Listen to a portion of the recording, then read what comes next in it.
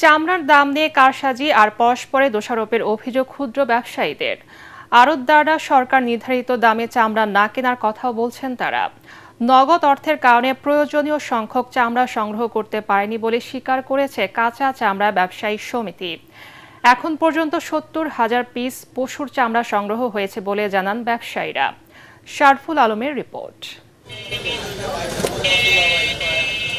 রাজধানীর সবচেয়ে বড় কাঁচা চামড়ার আড়ত পোস্তায় নেই আগে সেই ব্যস্ততা। ঈদের দ্বিতীয় দিনে কোরবানি করা পশুর চামড়া আসছে আড়তে। মৌসুমি এই ব্যবসায়ী ধানমন্ডি থেকে কয়েকটি চামড়া নিয়ে আসেন মোকামে। দর কষাকষি নিয়ে কয়েক আড়ত ঘোরাঘুরির পর শেষ পর্যন্ত তা বিক্রি করেছেন। তবে দাম নিয়ে হতাশার কথা জানান তিনি। মোনালিসা হেভি ফ্লো 15 পিস প্যাকেটের সাথে 8 পিসের একটি প্যাকেট একদম ফ্রি। আমাদের 700 করে কিনা, এখন রিক্সা ভাড়া ভুড়া নিয়ে 800 টাকা তারা বলতে আছে। আর সরকার রেট দিছে যা তার রেট আমরা পাইতে আছি না।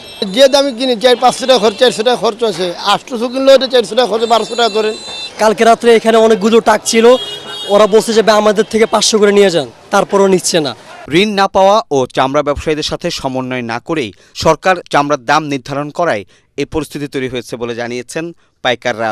2-4 বছর আগে যে চিত্রটা ছিল এখনকার চিত্র ভিন্ন। কারণ রাজনৈতিক প্রেক্ষাপটের বদলের কারণে টাকার অনেক সংকট ছিল, এই কারণেই আপনার চামড়াগুলো দাম কমে গিয়েছে এবং পড়ে গিয়েছে। লক্ষ্যমাত্রা টার্গেট ফুলফিল হওয়ার সম্ভাবনা নাই। গভীর রাতে আড়তে চামড়া সংগ্রহে সবচেয়ে বেশি কেনাকাটা হয়েছে। কিছু চামড়া নষ্ট হয়ে যাওয়ায় তা রাস্তায় পড়ে থাকতে দেখা গেছে। চামড়া সংগ্রহের পর এখন লবণ দিয়ে তা সংরক্ষণে ব্যস্ত ট্যানারি ব্যবসায়ীরা। তারা আশা করছেন আজ এবং আগামীকালের মধ্যে যেসব চামড়া আসবে সেগুলো সরাসরি পাঠিয়ে দেওয়া হবে সাভারের চামড়া শিল্প নগরীতে। শারফুল আলম, এটিএন বাংলা, ঢাকা।